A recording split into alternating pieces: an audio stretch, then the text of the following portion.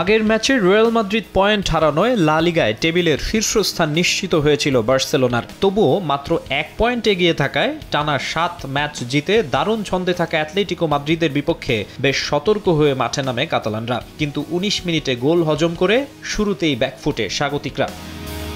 যদিও ম্যাচে ফিরতে সময় নেয়নি হ্যান্সি ফ্লিকের দল। পেদ্রির দারুণ পাসে 26 মিনিটে দলকে সমতায় ফেরান রাফিনিয়া।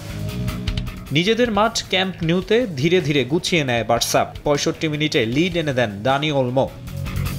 সমতায় ফিরতে আপ্রাণ চেষ্টা চালায় অ্যাটলেটিকো, কিন্তু তাদের সব চেষ্টা ব্যর্থ করে দেয় কাতালানরা। উল্টো ম্যাচের শেষ বাঁশি বাজার আগে ফেরান তোরেসের গোলে 3-1 ব্যবধানে জয় নিয়ে মাঠ ছাড়ে বার্সেলোনা। 15 ম্যাচে 37 পয়েন্ট নিয়ে শীর্ষে ডিফেন্ডিং চ্যাম্পিয়নরা।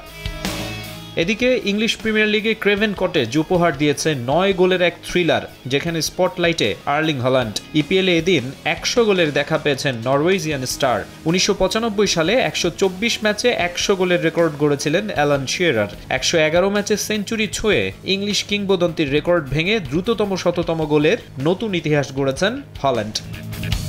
ফুলহ্যামের মাঠে 17 মিনিটে নরওয়ে তারকার গোলেই প্রথম লিড নেয় ম্যানচেস্টার সিটি। স্বাগতিকরা 1 গোল শোধ করলেও রেঞ্জার্স ও ফিল ফোডেনের গোলে 3-1 এগিয়ে থেকে প্রথমার্ধ শেষ করে পেপ গার্দিওলার দল।